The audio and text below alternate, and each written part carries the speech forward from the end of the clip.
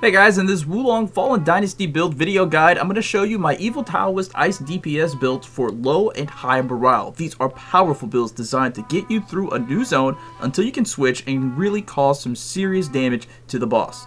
In this guide, I'm going to show you my virtue stats, details for my weapon and armor, and wizardry spells for low and high morale. If you're new here, please sub to the channel with notifications on, and after this video is over, head on over to my channel and check out some of the other great videos that I've already made for WoLongFallenDynasty. Alright, so this is a level 137 build. Now, let me preface this portion as always by saying I understand all of the soft caps, and if you don't understand soft caps and you want to learn more about soft caps so you can better make your character, check out the video that I made specifically covering all the soft caps for all the virtues. The link to that video will be in the description or on the end screen in that video. Now, with all that being said, I've got my wood virtue at 30, and I think wood soft caps at 40, so I put it as high as I could at 30, still getting some benefits there. For my fire virtue, I put that at 15, and I think 15 is a good spot to save it. I think 15, it's the first soft cap for fire, yeah. Earth virtue is at 10. I really feel no reason to raise earth virtue unless I want some more earth power or I need some more defense for water, and I think that 10 is a good spot for my armor as far as weight is concerned. Now, the soft cap for metal is 22, so that's what I have it as, and then I dumped all of the extra points left over into water because, honestly, there is no soft cap for water virtue. You can put as much or as little in there as you want. You're just going to keep getting good benefits. But with this build specifically, ice does a lot of damage in this game if you can get it to hit. And just to amplify or just compound that damage, just pour as many points into water as possible. And that's exactly what I did here. And I'm also going to reap some of the benefits of stealth, deflecting, and that defense from fire.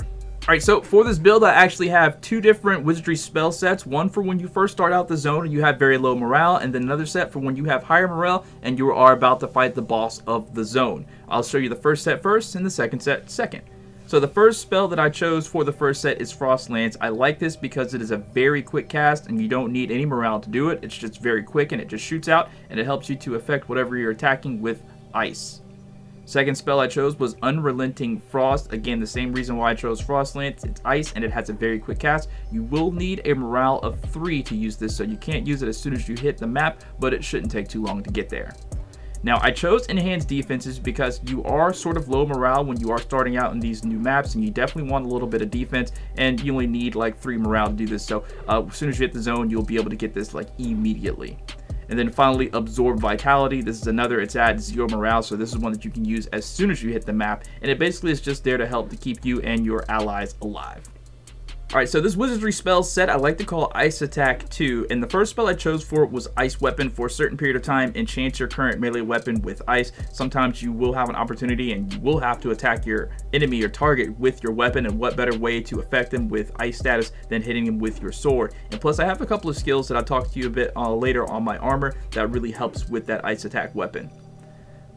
Next spell I chose is Ominous Chill. Summon small icicles to continuously fall on the locked on target or on a point at a certain distance to the front. I can't tell you how incredibly powerful this spell is. You need a morale of 15 to use it and 40 on your water, and it definitely pays off because this thing is super broken.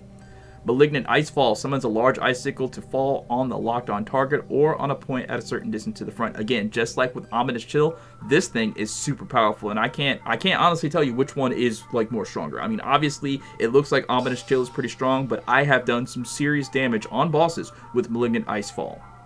And then finally, Focus Zone. This is the spell that really just holds everything together, because when you're using Ominous Chill and Malignant Icefall, you're pretty much going to be stationary. So Focus Zone generates an area in which allies inside it deal additional damage to enemies. You stand in this, you're going to be doing extra damage, especially if you have allies. All of you are just going to do serious damage. And then compound that with the already powerful like ice spells, because for whatever reason, they made these ice spells just OD strong. Add in Focus Zone, it's just ridiculously strong. Alright, so when it comes to weapons and armor, I'll show you my weapons, then I'll go to the armor. The main weapon that I like for this build is the Sword of Udegrade. I actually love this sword. It's pretty freaking amazing. It's a 4-star weapon that you get from grinding out the Evil Taoist set, and that's the Decisive Battle of Xuanwu. Decisive Battle of Xuanwu, and that's going to be on part 6, I do believe. You fight the Evil Taoist over and over again, you grind him, and you will definitely get these 4-star drops from him, and Sword of You is one of those. I like this set for ice attack power because it has all these special bonuses on it. Spirit gain from deflecting, elemental damage, damage amplification, and then wizardry spell damage 8.1%. Now this weapon actually has a really cool attack called Starlight Blade, where if you press, you know, the whatever activation for PlayStation, it's R1 and square, and you shoot out these swords. If you hold it, you can shoot out like 6 swords at a time, and that's a really cool ranged attack. And then I have this one called Earth Shaper, R1 and triangle. It basically, this is the first time I've ever seen it when I got this version of the weapon. You can shoot out a blade beam of fire, which is kind of opposed to what I've got going on with this ice build, but this is too cool of a skill. So basically 2 nice ranged weapon attacks. And you know, when you're playing as an ice character and you have the spells that I have, especially when you're a little bit later on in the morale, you have ice attack 2 set on, you're going to be sitting back a lot and letting your allies basically just tank for you or do the upfront damage while you're just sitting in the back doing your thing. The skills I have on my Sword of Yu to grade are ice attack power, damage to enemies with chill, and spell duration. All 3 of those skills I added myself. My secondary weapon, Chivalrous Swordsman Dual Swords. Nothing really too special with these. These are a 4-star weapon. They got Sudden Tornado and Blossom Stream. Okay attacks, but the thing that I enhanced on these were damage bonus, light equipment load, that was actually there, ice attack power, negative effect duration on enemies, and spell duration. That spell duration is so important, especially when you're using the elemental weapon spells. Now, when it comes to the armor, I'm using a full 4-star set of the Evil Taoist set. This is my second Evil Taoist full 4-star set. I love this set because of the extra added wizardry spell damage. On the headpiece, I have Spirit Attack damage, Ice Attack power, Chill accumulation on enemies, negative effect duration on enemies. Chill accumulation, Ice Attack power, negative effect, definitely guarantee you must have those.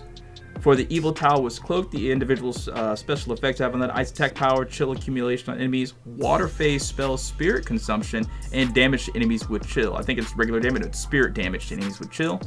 And then the Evil Taoist Bracelets, Ice Attack power, Chill accumulation on enemies, Element Imbued Weapon Spirit damage. Yeah, exactly. I like that one. 3.7%. It's perfect for this build. And then Water Phase spell Spirit consumption minus 2.1%. And then finally on the Evil Taoist Leglets, damage to enemies with chill, chill accumulation on enemies. That's so important. Ice attack power, and then Wizardry spell Spirit consumption minus 1.9%. All of these skills are very, very important for this build because you're going to be casting a lot of spells, and you definitely don't want your spirit to be like going. I mean, your spirit's going to be like wasted no matter what, but definitely if you have that on there, it helps it to be a little bit better.